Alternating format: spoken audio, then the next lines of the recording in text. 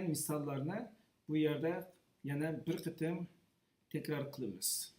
Mana ko'rganinglardek bu ekran meşreptiri Python bilan mana meşreptiri.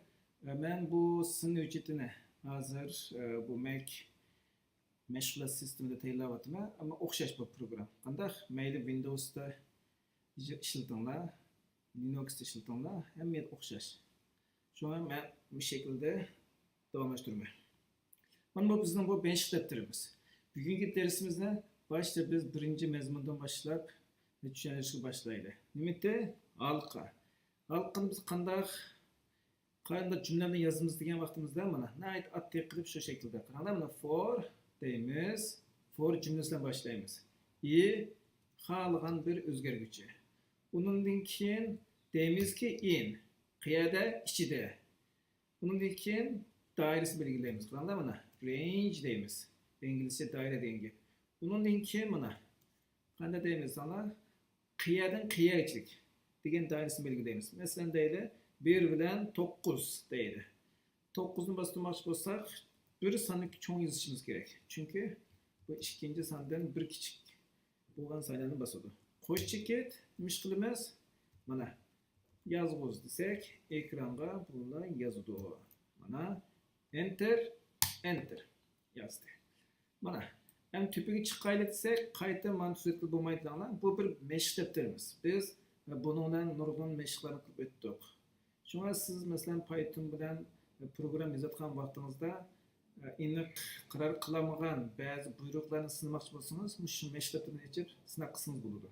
Hem de bizim asas maqsadımız yazılgan programlarını bir hüccetini içe gizip o hüccetini saklaş ve keyin o hüccetini işletiş. Maqsadimiz shuna bo'lganligi uchun biz nima qilamiz? Mana qaranglar, do'st, hujjat degan yerdan yangi bir hujjatni ochamiz. Qaranglar, mana yangi hujjat ochamiz. Mana qarasanglar, app hujjat. Ham deyishim mumkin, mana ikki tane ekran chiqib qoldi. Desanglar, mana bu meşreptirimiz. Bu meşreptiri biz ijro qilgan Pythonning natijasini ko'radigan yer. Qanday?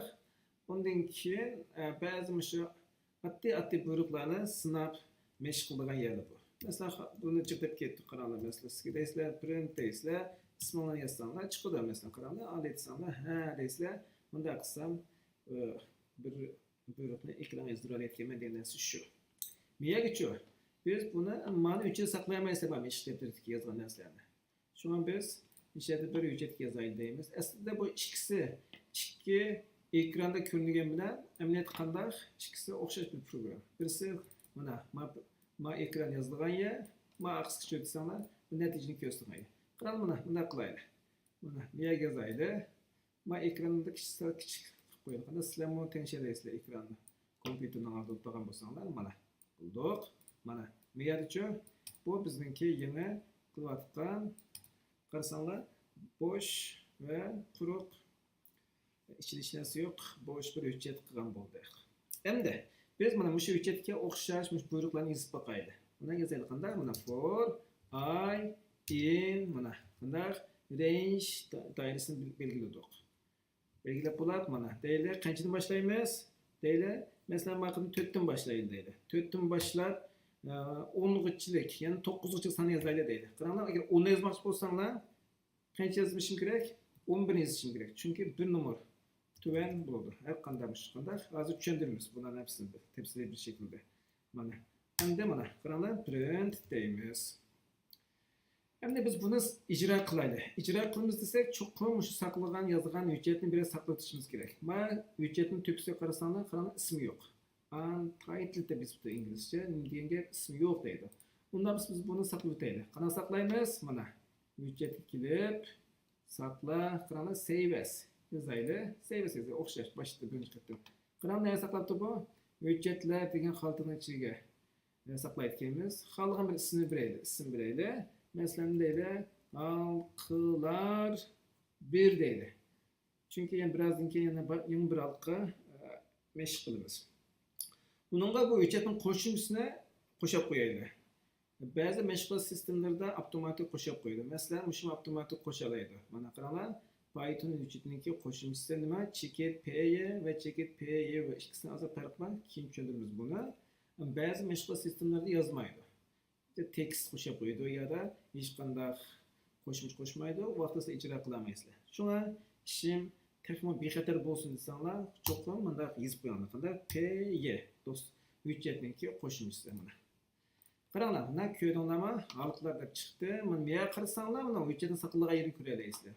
Mana qaranglar, mana bir mana ana xalta ustal yoki ishlatgichi. Undan keyin mana slash degan gap, uning altida yana boshqa narsa bor degan gap.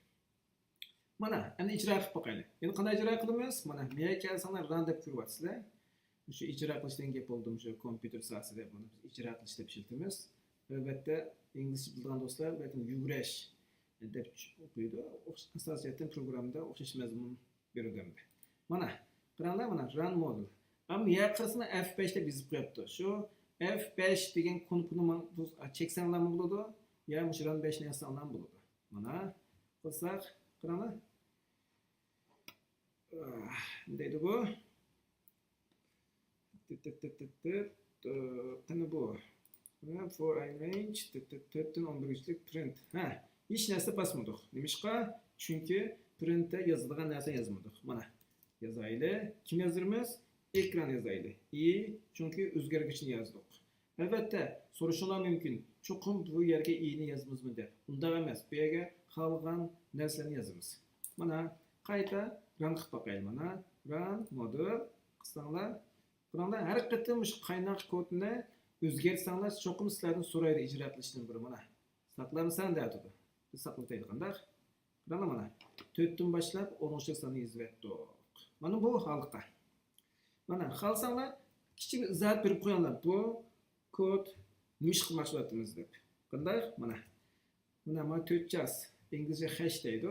Mushulan boshlangan qurlarni Python buni ijro qilmaydi. Bu faqat shu program yozgan yoki o'qiydigan kishilarga izoh berish uchun ishlatilgan shunday yozish shakli. Masalan, deymiz, qaranglar, xalqlarni mashq qilamiz deymiz. Yana bir narsa izoh qilib qo'yay. Men shu darsni anglish jarayonida asosiyatdan shu Uyg'ur xalqimiz ichida birlikka kelgan latin yoziqini ishlatishni biraz muvaffaq ko'rdim, chunki tez yozish uchun. Albatta so'rashinglar mumkin, arabcha bizim o'zimizga koni yoziq yoki arab tilidagi Uyg'ur yoziqini ishlasak bo'lmaydi. Albatta bo'ladi. Bu qilsak yoziqimiz o'ng tarafdan, xatimiz mochi ingliz bo'liq sol tarafdan bo'lib qoladi ekan. Biraz ratlashda sal tushuntirishda sal qulaysizlik qilgandek turdi. Bo'lmasa o'xshash, hech qanday farq yo'q. Mana bu bizningki nimamiz bo'ldi? Birinchi xalqimiz bo'ldi. Qaranglar, yana bir run qilib boqaylik.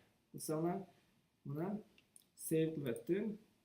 O'zgarish bo'ldimi? Bo'lmadi. Natijada mana birinchi qurni bizning programmamizga hech qanday ta'sir bo'lmadi. Endi biz buni oldingi darslarda ishlab bo'lgan, tushuntirib bo'lgan bu xalqlarningki asosli vazifasini. Endi bugun kichikroq tushuntirib qo'yaylik, azroq tafsilroq tushuntiraylik, chunki bugun xalqlarning ichida yana boshqa xalq ishlatishni o'rgatamiz. Shunga buni tafsilroq tushunarsak texmo yaxshi bo'ladi. Endi qaranglar, buni birinchi shakl ekan.